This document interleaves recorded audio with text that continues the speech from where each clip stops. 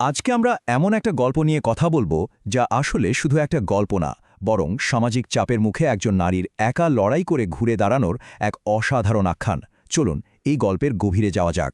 এই প্রশ্নটা দিয়েই কিন্তু আজকের আলোচনাটা শুরু হচ্ছে।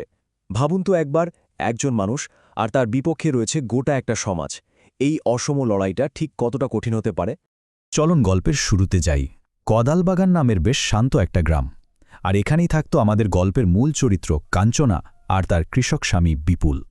খুব সাধারণ সাদামাটা, কিন্তু শান্তিতে ভরা ছিল তাদের জীবন। গল্পে ঠিক এই লাইনটাই বলা আছে।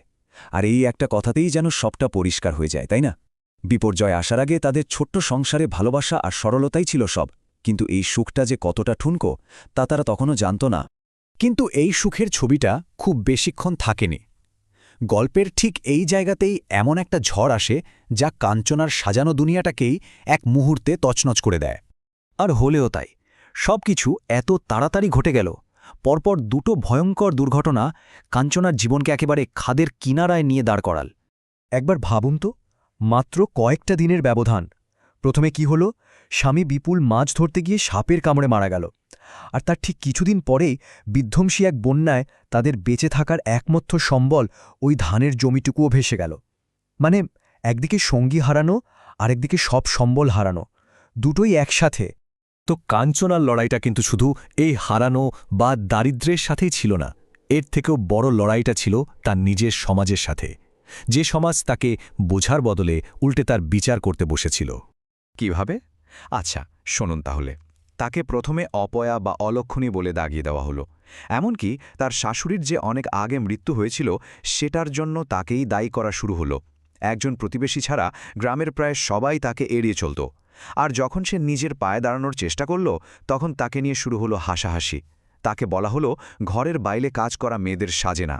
কিন্তু এত কিছুর পরেও কাঞ্চনা ভেঙে পড়েনি। কেন? কারণ তার সন্তানের মুখটা তার চোখের সামনে ভাসছিল। আর তাই সব অপমান, সব শোক বুকে চেপে সে ঘুরে দাঁড়ানোর সিদ্ধান্ত নিল। রাস্তার ধারে একটা ছোট্ট চায়ের দোকান খুলল। এটাই ছিল তার প্রতিবাদের শুরু। কিন্তু সমাজ কি এত সহজে একজন বিধবাকে স্বাধীনভাবে বাঁচতে দেবে? না। তার এই স্বনির্ভর হয়ে ওঠার চেষ্টাটাই গ্রামের ক্ষমতাশালী জমিদার আর অন্যদের চোখে পড়ল। আর শুরু হল সরাসরি সংঘাত। দেখুন দুপক্ষের কথাটা কেমন ছিল। একদিকে জমিদার আর গ্রামের মোড়লরা বলছে, তুমি এখানে দোকান দিতে পারবে না, তোমার জন্যে গ্রামের বউঝিরা ভয় পাচ্ছে, ছেলেপেলে উচ্ছন্নে যাচ্ছে, গ্রাম ছেড়ে চলে যাও। আর অন্যদিকে কাঞ্চনার সহজ সরল কথা, এরা আমাকে উত্ত্যক্ত করছে, আমি তো শুধু সৎভাবে দুটো পয়সা রোজগারের চেষ্টা করছি, এটাই আমার ঘর, আমাকে এখানেই কাজ করতে হবে। ব্যাপারটা এখানেই থামল না। বিষয়টা এতদূর গড়াল যে কাঞ্চনার বিচার করার জন্য একটা সালিশি সভা বসল। ভাবুন একবার, একদিকে গোটা গ্রাম আর অন্যদিকে একদম একা কাঞ্চনা। কি প্রচণ্ড একটা চাপ! আর ঠিক ওই সভাতে যে কাঞ্চনা এতদিন সব চুপ করে সহ্য করছিল, সে যেন আগুনের মতো জ্বলে উঠল। প্রথমবারের মতো সে তার সব অভিযোগকারীদের মুখের উপর জবাব দিল। তার প্রথম কথাই ছিল সমাজের ভণ্ডামিকে নিয়ে। সে বলল, যখন আমার ঘরে চাল ছিল না, আমার বাচ্চাটা না খেয়েছিল, তখন তো আপনাদের একজনও এক মুঠো চাল নিয়ে এগিয়ে আসেননি। এরপর সে যে প্রশ্নটা করল সেটা শুধু তার একার প্রশ্ন ছিল না, এটা ছিল গোটা সমাজের দিকে ছুড়ে দেওয়া একটা চ্যালেঞ্জ।